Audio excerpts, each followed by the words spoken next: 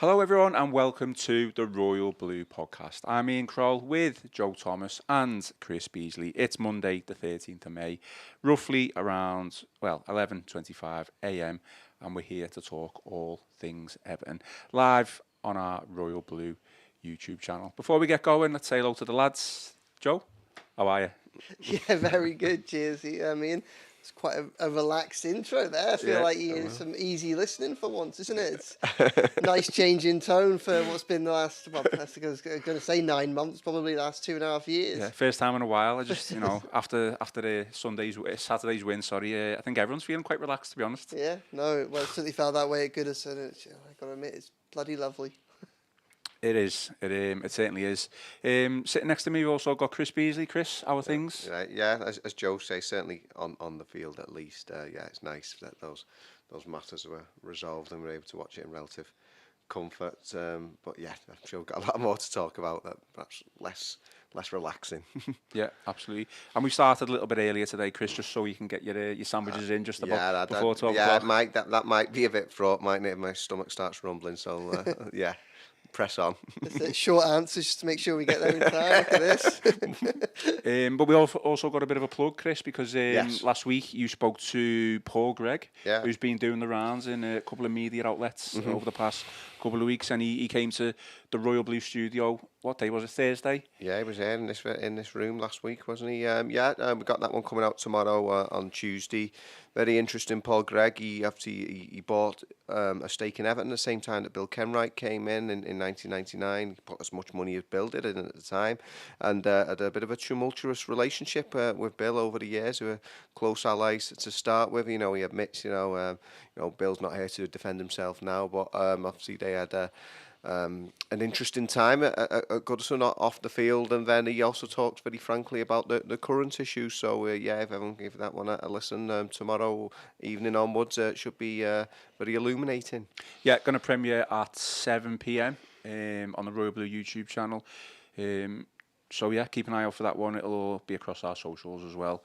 Before we get going, the usual stuff. Give us a subscribe. All the support that you give us is greatly appreciated. Give us a like and give us a share. Give us a review on Spotify, Apple Pods, and Amazon as well.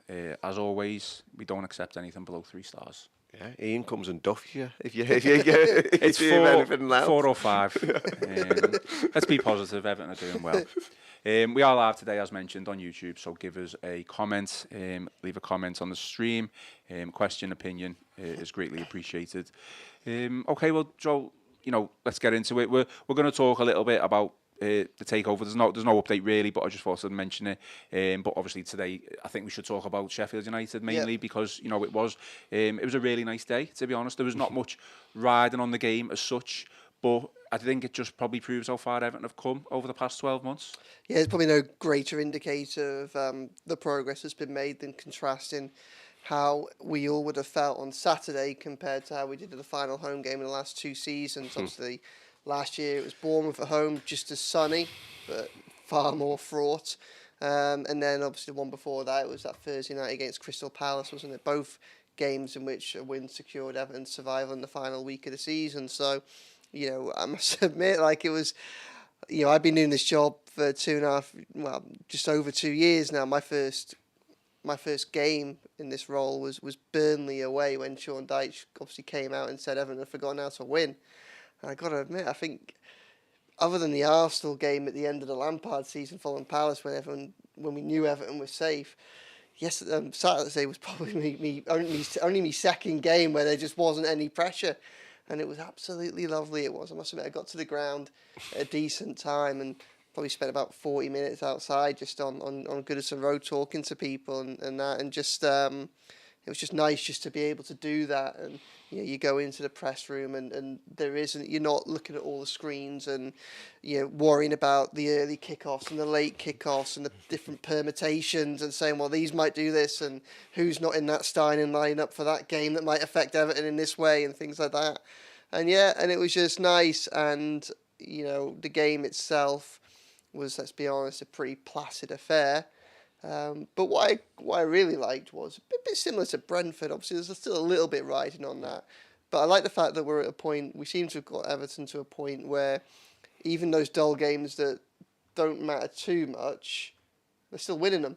Yeah. So, which, again, it's not even, draws would have been but good enough in both games, but, as tight a games as they've been, and, as dull as they've been in parts, they still ended up with 3 points for Everton, and maybe that's another big sign of the progress. I know it's difficult to read too much into end of season fixtures, but Everton are coasting and winning games now. They've done the hard work, but even with the pressure off, they're still winning, and that feels nice. And to end with 5 consecutive home wins and 5 consecutive clean sheets at Goodison Park, is a real achievement. A real achievement. You think back to where Everton started this season, 4 consecutive home defeats at Goodison Park, and all right, one of them was Arsenal, but the other 3 were Fulham, Wolves, and Luton. And it was only then that, beginning of October, Bournemouth came to town, and what felt like a very big game between 2 very troubled sides ended up with a big win for Everton. And 7 months down the line, you look at those 2 sides, and if you add the 8 points onto Everton, they'd both be tied on 48, and both sides would be separated outside the top 10 by goal difference alone. I mean, it's just amazing. I know Dyche said this a lot of the time and has said this throughout, but obviously, marathon, not a sprint, and your stats pay you back and all that. Well, I suppose arguably he's been vindicated. Absolutely. Interestingly enough, I don't know who was in charge of putting the scores up on the screen, but they certainly came up on the screen at least like 5 or 6 times, and I just thought to myself, obviously when Luton were 1-0 up, even Burnley went 1-0 up, I was thinking, thank God we're not having to worry about the scores. Yeah. Chris, first 25, 30 minutes probably wasn't, it wasn't a classic, I think you described it as, but the game basically shot into life with a great bit of passage of play from Everton, through ball from McNeil, Calvert-Lewin, cross to Doucoure. Yeah, I thought, especially first half, Dominic Calvert-Lewin was really on it, like you said. It was sort of that end of season feel and going through the motions. But he's a Sheffield lad, started his career at Sheffield United, and he's fit and firing again. I was really impressed with him, particularly first half. He'd already set Doucoure up for a chance that he probably should have finished earlier on for that, but did really well. McNeil cutting, from the inside again. It brings up that whole debate about him being in the centre. Threads the ball through to Calvert-Lewin, even though he's taken wide by the keeper. Really intelligent play to loft that ball up for any easy header for Doucoure, which it has to be noted. His first goal since, was it December the 12th, Chelsea. So him and Calvert-Lewin both level now, I think, on 7 each in the Premier League this season. So that's a nice way for him to finish at Goodison, because Doucoure has obviously been tough for him. He'd been incredible under Sean Dyche, the way he'd been revived after being out in the cold in the latter days of Lampard, and was it something like 11 goals by the end of the calendar year, and then he had the 2 hamstring injuries, one in either leg, around the turn of the year. And for a player who relies so much on his hard running, it's been tough for him to sort of work his way back into form. So nice for Doucoure to get back on the score sheet. But I think Calvert-Lewin was really the most impressive aspect of that whole move, really, and just the way he put it up on a plate for him. Yeah, absolutely. I mean, Joe, Chris touched on Doucoure there. It's been a very up and down season for him, let's face it. He was probably Everton's best player for a good couple of weeks, months of the season, then gets injured, hamstring injury, comes back and his form drops. Watching that game on Saturday, I just thought to myself, he's definitely not back to his best, but that partnership with Calvert-Lewin seems to be now getting back to the effectiveness that it once was. Would you agree with that, or do you think there's still more to come? I think Doucoure needs the summer. I think that much is clear. I think that the calendar year, as Chris rightly said, then 2023 was exceptional. I did an interview with him a couple of weeks ago, and was talking about how significant he'd been for Everton, and was surprised by how much blowback there was by people saying he'd been rubbish and things like that, or saying he'd only had 1 or 2 good periods. And I thought that was unfair, really, for a player who did, maybe him, McNeil and Pickford, you'd probably say, were the 3 that did the most to keep Everton up last season under Dyche. The last few months of the year, so many big goals from Doucoure, so many big goals, important goals, and then he started off this season in a similar fashion. Got the goals at your first win of the season against Brentford and against Chelsea. So he scored several goals at the beginning of of this year, and was a key part of that good run that took Everton through autumn. And really, Everton's season hit the bumpers on the pitch at least when Doucoure got injured. Their last win before that 4 months without one came in his last performance. He came off at half time against Burnley, and then that was it. So I think it's difficult to it's difficult to overstate how important he is to that Dyche that Dyche outfit. And the reason that he is because of his dynamism, because of his energy. And I think because of that, obviously, he did his hamstring. I think he was brought back a little bit too early, came back for the Aston Villa game, did the other hamstring, and then that had another impact. So, to then to be such a physical player, to have two such serious injuries that could hold him back, but then for his club to be in a situation where they needed him to be playing because they were on a terrible run of form, and they needed him to carry on playing that link-up role where he almost does two jobs in the team. That's why he's so important. He's both a support striker for Calvert-Lewin and a third centre midfielder when they're defending. There's a lot to ask for him over the spring of this year as he's coming back from it, especially with the pressure of the relegation battle, the points deductions, and the mounting pressure of that poor run of form. So I was pleased for him that he got the goal to go into the summer with a little bit more confidence. I like him as a person and as a player.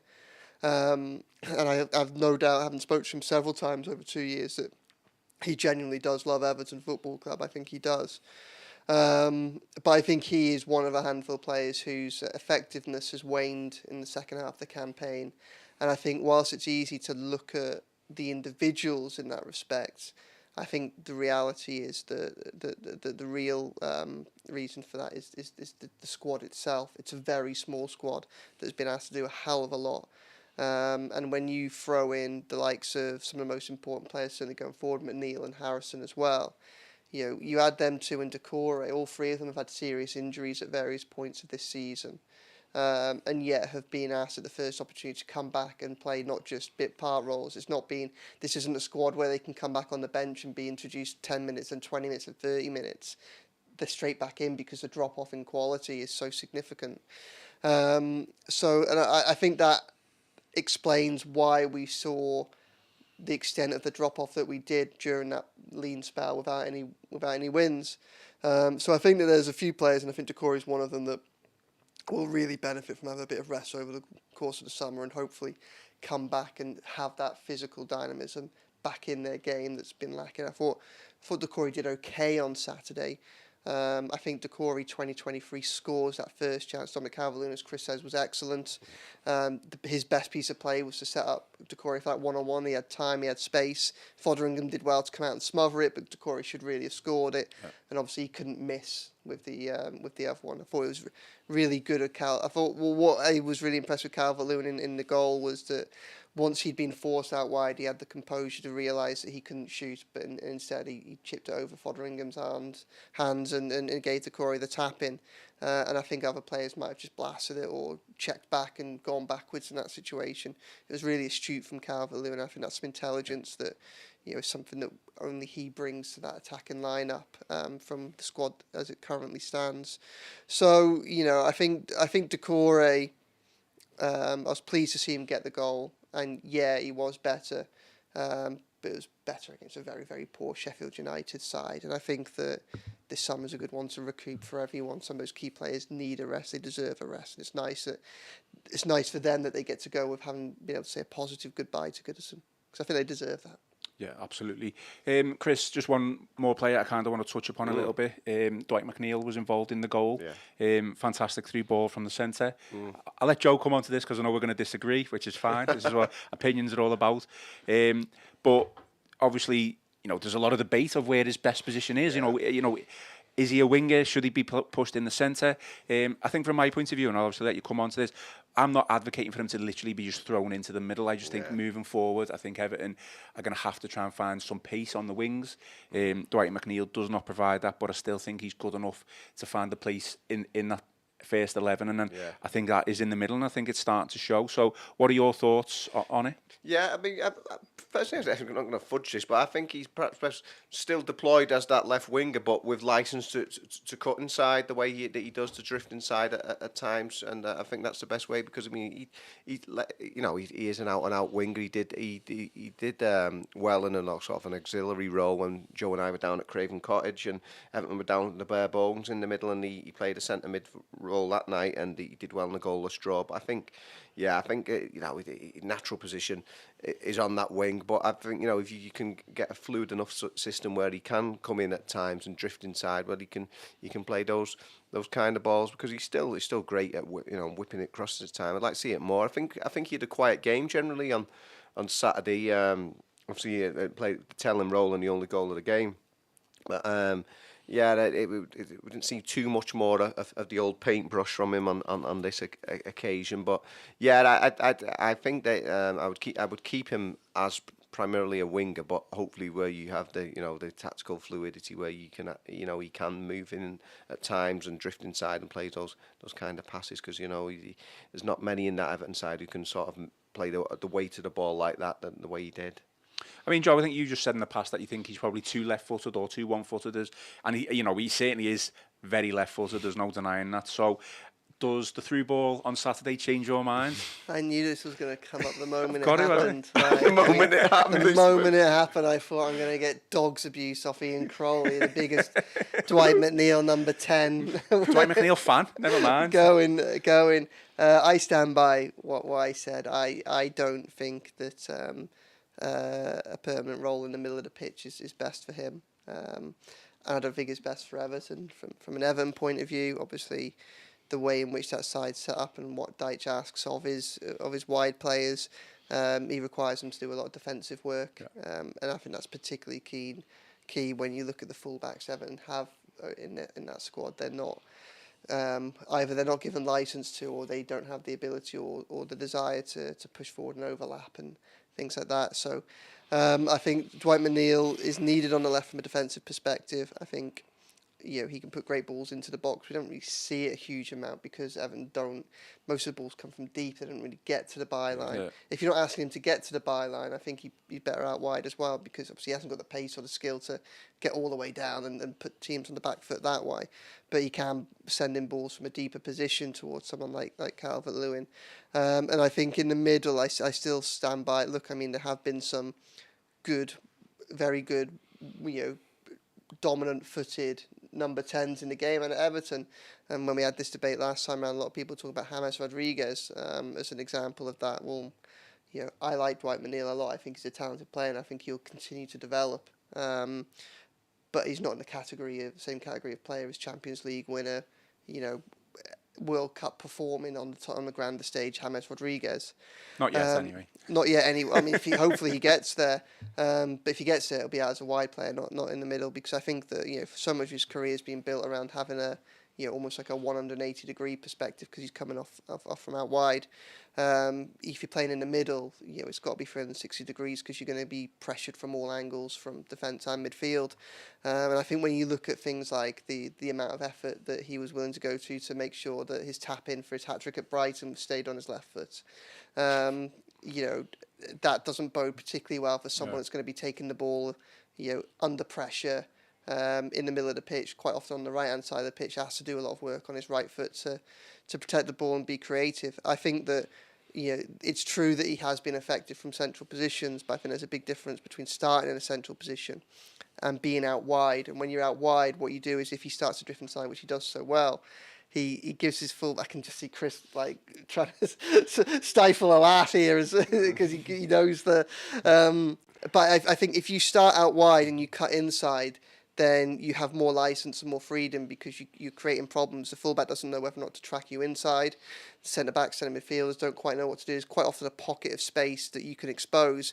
And as a result of that, when we see Dwight as his most effective centrally, I'm thinking of things like, the goal that he scored against Forest, the great effort that he had that Alisson tipped over for the corner that led to the second goal against Liverpool. It's in those moments where he has a little bit of freedom to think about what he's going to do, And I don't think that you get that if you start in the middle in the first place. Like, I agree with Chris. I'm not saying a nice thing would be if Everton almost had like a fluid free behind someone like Dominic Calvert-Lewin, where you could interchange roles, where someone he could drift and swap every now and then, and just. But I think he probably needs that element of surprise to give him the space to then be able to do what we know he's so capable of doing from a central position with that left foot. That's my view on it. I think it's quite telling that. There have been times when Dyche has really needed an option in that, because obviously we spoke about Doucoure being out for so long, and Dyche hasn't done it himself. He did it as a central midfielder against Fulham, but not as a number 10. And when Dyche has had that choice to make, what he's done is put Jack Harrison in there, and I think Jack Harrison's actually a better fit for that role if needed. So I was just smiling at the James comparisons. Because I've in recent weeks I've started to call Jared Bramthwaite the Carlisle Kaiser. I'm hoping that one catches on. Okay. And I'm just thinking the Rochdale Rodriguez now. So there you go. Well, we will watch this space. I just think moving forward, you've already said limited options Everton have got or have had this season, and it'll be interesting to see what Dyche will do in the summer with signings, and how that is obviously going to impact the rest of the squad. I'm obviously only assuming that McNeil is going to be there next season. I mean, Chris, another clean sheet as well. I think it's definitely worth mentioning now. That is it 13 for Pickford. Yeah, it's only Arsenal, ahead of Everton. Yeah. I think just on that, when Dyche first came in, I fully expected Sean Dyche to turn Everton into not a clean sheet machine, just hard to beat and solid defensively. And I don't think we got that straight away. And obviously, because I'm impatient, I want everything straight away. But we've certainly got there now, haven't we?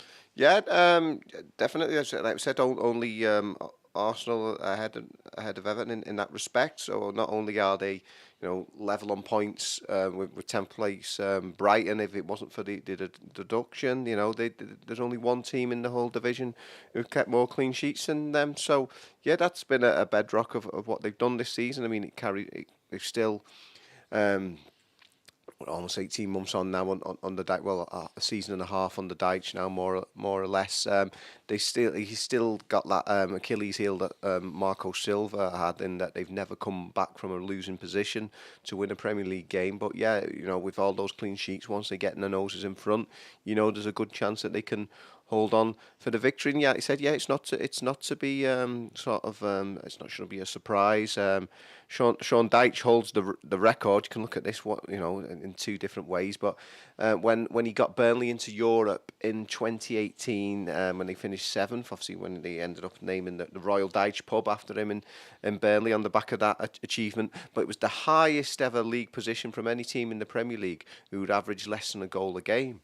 So that was, again, you look, two ways of looking at it. Okay, he didn't have the firepower. It wasn't, champagne football, but it's based on that defensive solidity. And you're seeing that now. You've got a system there where Bramthwaite and Tarkowski very comfortable in the system. The two sort of, the spine of the team in front of Jordan Pickford, England's number one, who obviously had the banner on the Gladys Street at the weekend, both the big one of him and Seamus, and then the one just for Pickford. He's done as much as anyone, keep Everton in the division. So you've got that real sort of strong spine, and whoever's been in the full-back roles, where it's been Vitaly Mykolenko, who's, arguably the most improved player from last season, or whoever else has been in there. We've got the three of them in the middle, Pickford, Tarkowski and Bramthwaite, and it's a really sort of strong base for the team to work from. To be fair, Idrissa Gueye in front of them as well, and all the work that he does. I mean, we can't be underestimated the fact that they finished the season now with 5 consecutive home wins. I mean, it would have been nice for us all, wouldn't it, if that, Joe and I were discussing this, if those sort of positive results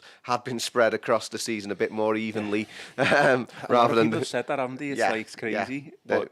That's the way it works. Yeah, and I was going to say the boom and bust, but rather the bust and boom of a record-breaking winless run in the Premier League, and now more home wins from April onwards than we'd had up to that point. So yeah, that would have made. But yeah, as Dyche has always said, it's all about the final table and a season's work. But yeah, a big part of that has been that defensive solidity and the clean sheets. It's an incredible record, really, considering one team in the whole division got more clean sheets than Everton. That's a testament to the hard work they all put in as a defensive unit, which I think Dyche is at pains to say, and I think Tarkowski as well. It's not just the defenders themselves and the goalkeeper; it's the whole. You're attacking your defenders as a team, and the whole team should take the plaudits for this great defensive record. Yeah, absolutely.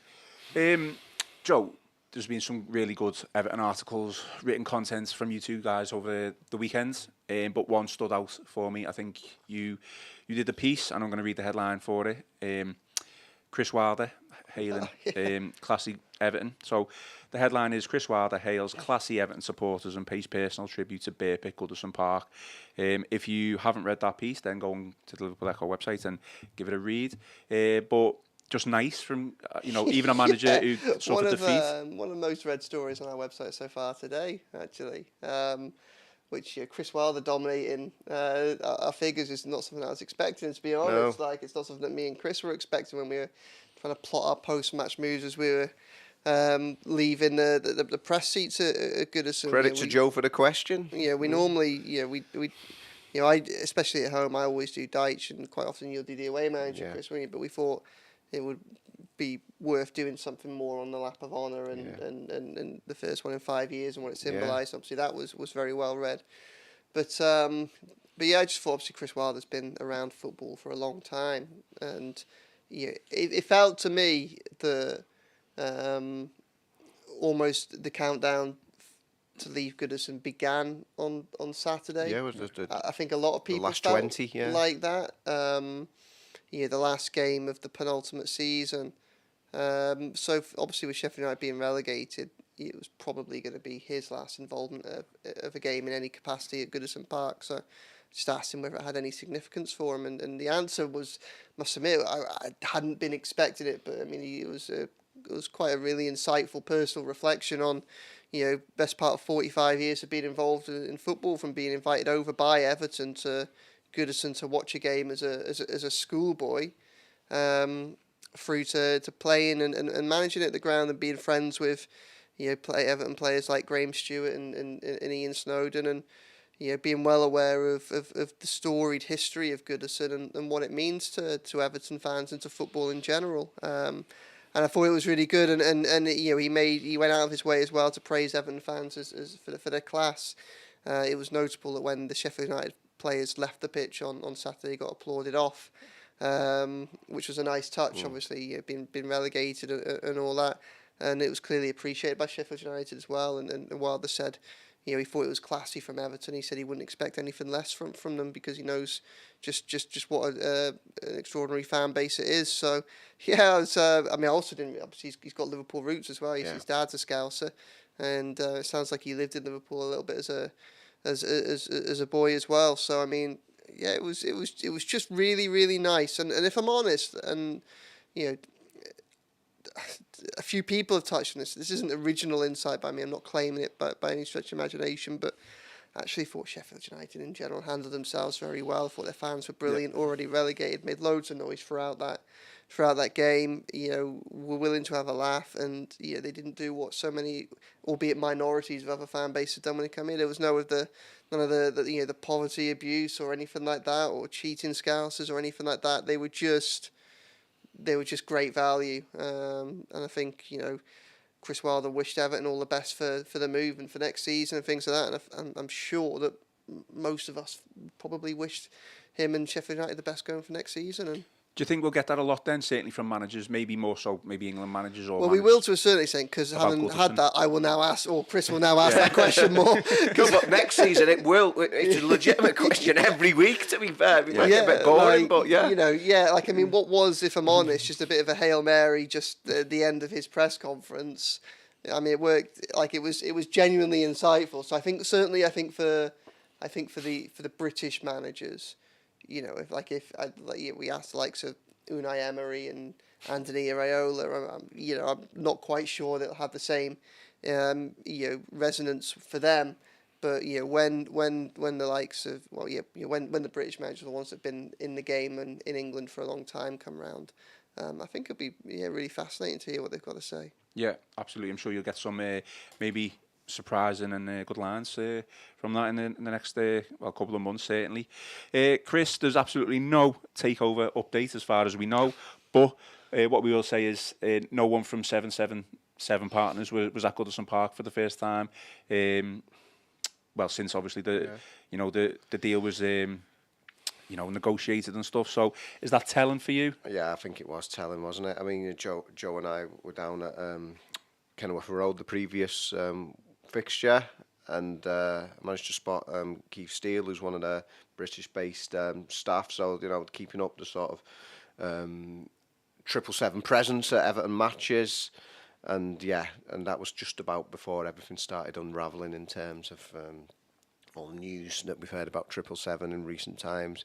So I think that was very telling, and obviously I think Colin Chong was there, wasn't he, the interim CEO, and Kevin Fell, the director of football as usual, and possibly some other interesting faces, although Evertonians who might be getting involved, but nobody from the Miami, the beleaguered Miami-based investment firm. We were waiting here more. I mean, there was talk, wasn't there? Alan Myers was saying that there was some planning a resolution before the weekend. Well, we certainly didn't hear anything more on that, certainly publicly. But it was also going to be a tough ask to sort of come up with, pull a rabbit out the hat before that game. But the fact that they weren't there, I mean, it is looking increasingly ominous now for 777, which means that other solutions have to be found, don't they? Because Sean Dyche spoke about it in his pre-match press conference. He said, if no takeover whatsoever happens, this analogy of juggling sand turns to juggling dust for him. That's how he described it. And the club would have to self-generate their own players in terms of the staff for next season. He used the example of Manchester United. He said they were the only sort of team in Premier League history who could just chuck in half a new team from their own ranks from the youth team and get away with it. So I think there has to be something done, whether that's with Farhad Mashiri or a new or old party, as it were, in MSP, and the likes of Dave Powell, football finance man. He went through that, I thought, very well with that podcast he did with Matt last week, explaining just how that might work. Yeah, and that podcast is not out of date, by the way. So if you want to give that a watch or a listen, it's on the Royal Blue YouTube channel and our usual audio podcast platforms. I mean, Joe, I just felt like Saturday, it was just nice that there was no much takeover talk. Everton won, but unfortunately, it's going to roll on now, isn't it, for like at least the next couple of weeks? Yeah, well, it's unravelling, isn't it? The 7-7 stuff, and that's it's. I think kind of how I said on Friday. I think that. These things officially take a little bit of a while to untangle, if not contractually dead. I think the likelihood is now that spiritually the takeover is dead and moving towards a more official move. It was quite telling. Really, I mean, we just saw symbols again from the 777 empire, that how lucky Everton might have been to have avoided them actually getting approval. Obviously, on Friday night, Standard Liège, who are owned by 777, their game was called off against Westerlo because supporters protesting against the running of the club, which had another transfer ban. It's third on 777's watch, handed to them last week, over more problems with payments of staff and players, or they had more issues with that as well, which has been a running theme if this year, supporters prevented the team from getting to their stadium, and that game was called off as a result. And I think it was very telling. I thought it was very telling that there was no one from 777 at Goodison on Saturday, because people might suggest that that's an obvious thing for them to do because things were getting a little bit dicey. But one of the themes of them during this takeover thing is they've actually tried to optics clearly matters to them, and they've tried to send out, I think, visible statements throughout the takeover process when the club has been at its most vulnerable for other reasons. So I think of after the points deductions, quite often they would have more people in the box than normal. Quite often those would be the games where, say, Josh Wander would turn up, and it felt like a real statement of intent, saying, whatever the world of football is whatever storms from the world of football are being sent over Goodison Park, 777 will be there for them. And following on from that playbook, I thought there was potential for maybe just to turn up on Saturday just to try and another show of force or something like that against adversity. In fact, that wasn't suggested. There might not be anything left in the tank. So I do think it's fair to read more into that, and we will move towards an official resolution at some point. What happens next is the big question. It's a very, very serious question for a whole lot of reasons. We had Kevin Farwell come out on Friday with a scene setter saying that players like to be sold and going to have to dip into the loan and the free market. Well, that's nothing that we haven't been saying for a good couple of months at the Echo. I think that's been clear for a long time. Even if you remove things like the takeover scenario, I think that player sales may well be, if not a necessity, certainly they'll have to be heavily considered in relation to the club's compliance or attempts to comply with profit and sustainability for this year. Obviously, the deadline for that's June the 30th, and that isn't going to be easy, and it could be made a lot harder depending on the outcome of the argument that the Premier League is yet to have over stadium loan interest. So, I thought Friday was quite interesting on that perspective. I thought there was a lot of positioning. Obviously, Farwell trying to manage the expectations of supporters, and then also the withdrawal of the appeal against a 2-point deduction. I think that was probably done in mind with the club looking at the situation, looking at Forest, they got nothing back, looking at the league and thinking, don't necessarily need those points back anymore.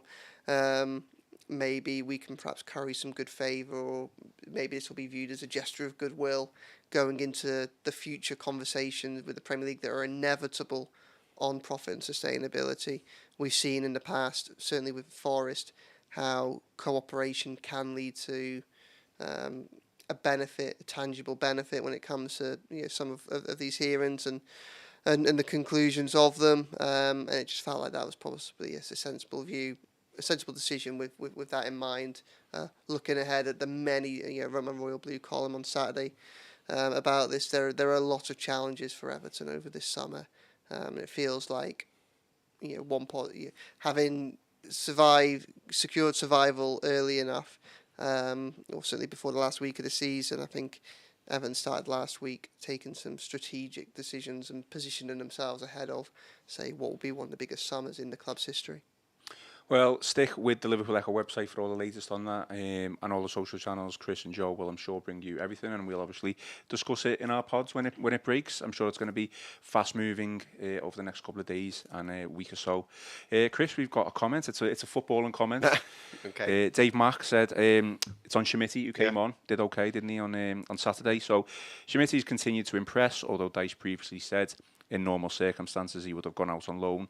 Do you think he will stay in the first team or go out? I assume that's next season. I think it's a big impact could be what happens with Dominic Calvert-Lewin. He's about to enter the last 12 months of his contract. I mean, is it just Beto and Schmitty like number 1 and 2 for next season? I could pick that. I think in an ideal world he probably does go out on loan somewhere and continue his development, but it might be that he's required to stay back and play an increased role in the first team. Yeah, we've seen in last few weeks some, like I said, some nice touches from him. He's certain, despite the fact that him and Beto are both 6'4" Portuguese centre forwards, they're actually chalk and cheese in terms of their skill set and the attributes that they bring. I still think he looks a little while off, a bit off to where he needs to be, but he might be that he's required to stay on. But yeah, there have been promising moments. I think you'd just like to see a goal from him, but sooner rather than later. But yeah, he's very much a work in progress. Yeah, definitely promising. I think if it was my call, depending on what happens, even if Dominic Calvert-Lewin was to stay, even Beto to stay, I would still keep him, there. But Joe, let's move on to Jack Harrison. You wrote a piece on his Everton future. He's his loan's going to come to an end. Yeah, I mean, what do we make? He differs opinion, I think. So Jack Harrison, I think he's had an okay season. Maybe his final ball, if you want to call it that, is maybe not what Everton fans would have wanted it to be. But he's definitely been a solid addition to the team, and certainly Sean Dyche does trust him. So are we expecting? Well, I think I don't think there's anything. I don't think you can view his loan spell as anything other than a success. Yeah. And context is important. And I know people look at performances or runs without goals or assists, but you got to look at a couple of things that include, one, the job that he's been asked to do, which isn't to be an out-and-out winger or attacker. He's got a lot of defensive work to do. Two is the fact that he started the season with a serious injury, as well. And three is the fact that, again, we've mentioned how small that squad is. These players, and I think this is where we really saw the effects of it over the last few months. In other squads or in other times in Everton's history, those type of players you would normally be coming off after 70 minutes each game. So when you get to March, April, they're not knackered. Well, obviously, Everton haven't been able to do that. And when they have had the opportunity, Dyche still hasn't done it because he doesn't like to make that many substitutions. The reality is that Everton have had a very good season. And when you look at everything from a global perspective and what they would be with the 8 points, it's hard to argue that they haven't had a very good season, and he's been a key part in that because he's played and started in most of those games. It's clear that Dyche trusts him. It's clear that Dyche likes him. It's clear that he can do a job that Dyche wants him to do in that setup. One of the big questions will be whether or not Dyche and Fowler look to kind of change their approach to games next season. Will their plan A evolve in any way? Because even though there won't be much money, if any, to spend, I think there's still a big opportunity to turn over players this season, just because the amount of players that will probably either be sold or will go on frees and free up wages. And the fact that they've had a little bit of an opportunity to kind of get a head start on planning means that obviously they can delve into the free market and get a head start on what loan sign is going to be. But I think Everton would like him back. I think it's pretty clear that Dyche would like him back. And that they will try and explore whether it's possible. But I think it's going to be contingent on a lot of things. I think Jack Harrison is happy at Everton as well, by the way. And I thought it was notable. Obviously, he pulled his hamstring in training, so he's out the rest of the season, but he was still there on Saturday. When he went out onto the pitch before, about an hour before kickoff, just to take everything in. He embraced every single one of his teammates as they came out the tunnel for their warm-ups. He went and sat in the stands with some of his injured teammates to watch the whole game, and he was there for the applause at the end of the season. So he was very much a prominent part of that. So I do think he likes it here. The big outstanding question is what happens with Leeds. Obviously, they're in the Championship playoffs. If they come up, then on the one hand, they're probably more likely to keep hold of Willie Gnonto and Serencio Somerville. There'd be a lot of interest around. So Jack Harrison probably wouldn't be a first choice player for them, but they would need squad players. And would they want to sell or let a player go to someone who'd probably be a rival to them in staying up next season? If they stay down, then there's another difficult conversation because they'll need the money then, because all of a sudden I think then their profit and sustainability issues rise to the fore if they don't make an immediate return to the Premier League. On the one hand, that might make it easier to extract Harrison from that situation. On the other hand, Somerville and Gnonto would probably end up going, so would they look to try and bring him back to be part of that? 'Cause I don't think there's any bad blood at Leeds for Harrison, either on a personal level or from the club. I think it was very much a loan deal that stemmed from, I think there was a clause in his contract that meant that if they did get relegated, that he could go out on loan. I don't know whether that continues into a second year. I'm genuinely not sure about on that. But I think Everton would like to have him back if they could. And I think there are scenarios in which that might be possible. But there's every chance that Leeds try and make Everton work for it, and the harder Everton have to work for it, the less and less likely it becomes, because for reasons we've just discussed, they're not going to have a huge amount of resources available to them. And I think it's worth just acknowledging as well, we might have done this last week, I'm not sure if we did or not, but just how significant that Championship playoff situation is for Everton. I don't think you can overstate it, because I think that the starting point is it's going to be another tough season for Everton next season. Now, look, this one was a tough season, but when you look at, after the deductions, just where Everton got to, he's said there's genuinely something to build on. But I think we can all see how fragile that progress is, bearing in mind the state of the club. And without wanting to try and diminish the prospects of some of these clubs that are fighting for promotion. Obviously, Leicester are going to come up. They face profit sustainability issues. They might have a deduction, but they come up having only had one season in the Championship. they had a strong squad before they went down. Obviously, they sold some of those players, but I don't think it's unreasonable to think that they'll be competitive for survival next season.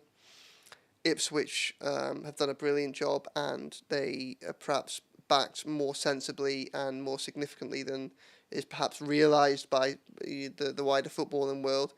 But obviously the drop-off between, or the gap that they've got to make up to stay in the Premier League, considering they were a League One side 2 years ago, will be significant. So Everton will probably fancy their chances at being better than Ipswich next season. There's a huge difference if, say, Southampton or Leeds come up with their Premier League infrastructure, and arguably with a breath of fresh life going through them, having gone down, sort themselves up, and coming back up resurgence from the Premier League. Big difference with that as opposed to, say, West Brom or Norwich coming up. Again, they could make themselves competitive, but it's a big jump, and Everton's efforts next season will certainly be a lot easier, I think, if, say, one of those were to come up than, say, Everton end up being competing. I know it would be Leicester. If it's Leeds or Southampton as well, then the challenge will be, I think the Premier League will be stronger next season than it was this season. Yeah, I agree with that, definitely. Well, I'm out of notes, to be honest, for the podcast. Is there anything else we want to speak about? I mean, obviously, Arsenal, Sunday. We could obviously do a preview pod. Can part that one for now. Although this is going to be my last podcast for 2 weeks because I am off for 2 weeks. Got the flip-flops on. Certainly. It was just nice, wasn't it? Good win, good 3 points, and just trying to think, obviously 12 of those players in that squad were out of contract or entering the last 12 months of their contract, so be interesting to see who was that lap of honour, that game on Saturday would have been the farewell for a lot of those players. And some of them won't know it yet. Seamus Coleman has been offered a new deal, and he wants to carry on playing. So that very much looks like the ball is in his court on that. So that's Jack Harrison. We don't know. Again, it looks like if everyone could find a way to agree a deal, that could happen, but that's by no means a certainty. But I think Everton would like it to happen. I think Andre Gomez, that probably will be his last time. Goodison, he thanked the fans for their support on social media yesterday, and he stepped away from the players to take his own moment in front of the Gladys Street crowd. We can always read too much into these things, but I think given Everton's situation, the size of his contract and his injury situation, it's probably unlikely that he gets offered a new deal. And then there's a few others, isn't there, like Idrissa Gueye. Again, does the club have an option to extend that contract? Will they? We've seen the value that he can bring to that side, particularly in that big week with the wins over Forest and Liverpool and Brentford. So I think that's a conversation they'll certainly be looking to have. I thought it was nice that Lewis Warrington got onto the pitch. Premier League debut for him. Everton supporter, grown up, and he's from Merseyside, been a season ticket holder at Everton, completes that full circle. He's out of contract in the summer. I'd be interested to see what they do with him. He didn't have the best of times at Plymouth before his injury when he went on loan there at the beginning of this season. But I think there's a talented player in there. And could you give him one more year and just have another little look, for what might be another thin squad if someone who knows the club? And certainly, I asked Dyche about him after the game, and he says he brings a lot to training. He got a brilliant attitude. Well, if you give him another deal, then you get to at least retain that. So won a big meaty tackle, I remember, in stoppage. He wears his heart on his sleeve. I think he's a good player and a good personality there. So I think he values the opportunities he's been given as well. So, but yeah, like you, I like Schmidt. I thought Schmidt's shown some really good glimpses of perhaps being a little bit ahead of where we thought he might be. I think it's telling that he's clearly got more to his game, as Chris was referencing there. I probably, like a few others, fell into the trap of thinking he's a big lad up top. Yeah. And he's clearly got some very, very good footwork. And I think that we've spent a bit of time talking about players playing off strikers in this podcast. Maybe there's a role for him playing off of someone like Dominic Calvert-Lewin or Beto next season. From time to time, that might be another option. The club refused to let him go out on loan, despite there being interest in January this time round. In a perfect world, I imagine they'd like to loan him out, get him somewhere maybe in Europe to get some proper senior experience next season. But I'm not sure if Everton will quite have the luxury to do that. We'll have to wait and see. Well, we've had one more comment before we blow the final whistle, Chris. So I'll come to you on this. So Emma EFC, who's a regular contributor to our live streams, just says, thoughts on Dominic Calvert-Lewin. Should be offered a new contract or try to cash in from any other interested clubs? Yeah, interesting. Well, I'd offer him a new contract if he was willing to sign it, but I just wonder, given that, like as Joe mentioned there, his intelligence for the way he set that goal up and the pedigree that he has shown, now one of only 4 players in Everton Premier League history to have reached the 50-goal mark for the club, whether it might even be prudent, I mean, whether this happens or not, that you just keep him on rather than getting him, because you're not going to get probably top dollar for him this summer, given that he is only got 1 year left.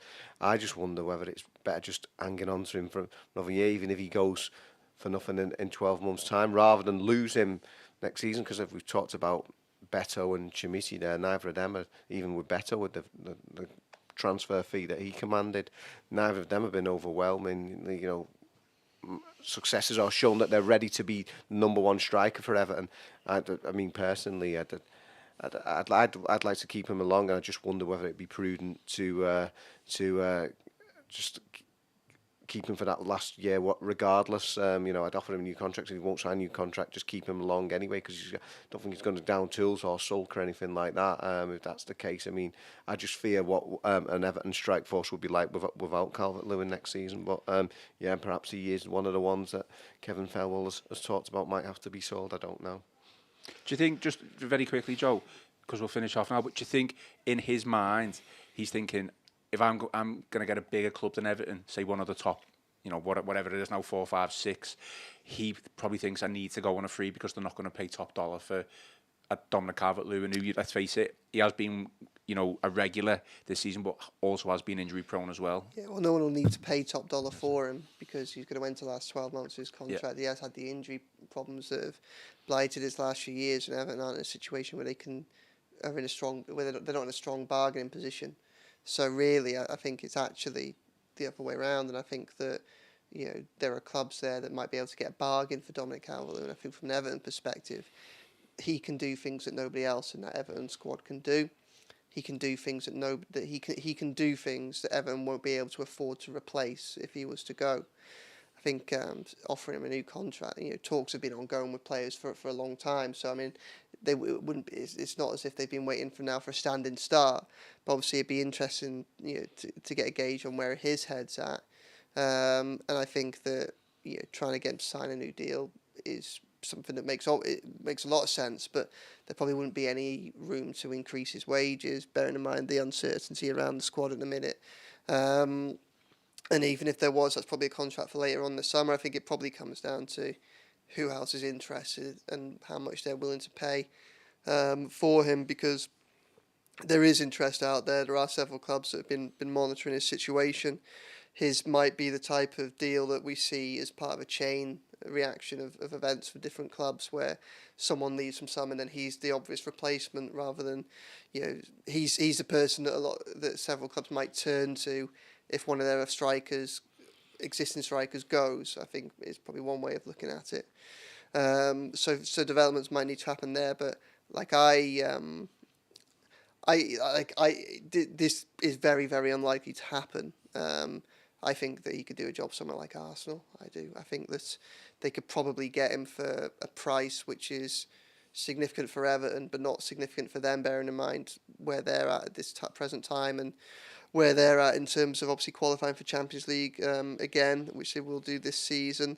And I think something like that, he could be a plan B for them. They don't have a player like that. They lack it every now and then. You know, he could probably play 20, 30 times a season for them, you know, in some of the different competitions, and do a real job for them, do a job for them, a far more effective job than the amount that they'll probably have to pay for him would necessarily suggest. Arteta's been a fan in the past, but I don't think Arsenal go for Dominic Calvert-Lewin. Not imminent, again, not unless there's a chain reaction of things there in an interesting profit and sustainability position from before June the 30th as well. So I'd like him to still be at Everton next season. I'd like it even more if he is at Everton next season on a new contract, which meant there was no doubt over his future. But I think the reality is, and I wrote this in my column on Saturday, I think that every player is for sale at Everton this summer. I think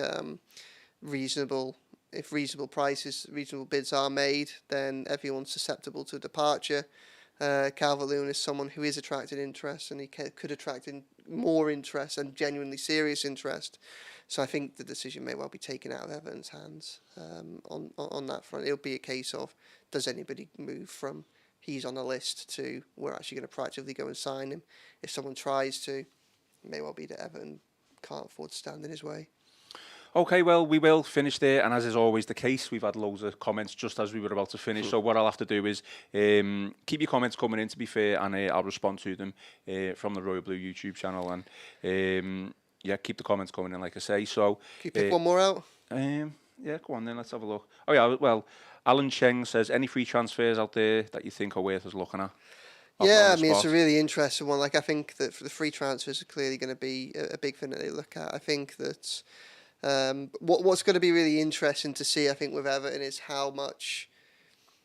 whether they're in a position to anticipate what happens. With the free transfers, making early moves is obviously crucial, but they're not in a position necessarily where they can sign players expecting other players to go to free up the space for them, but then end up having things not panning out that way and having a surplus of players.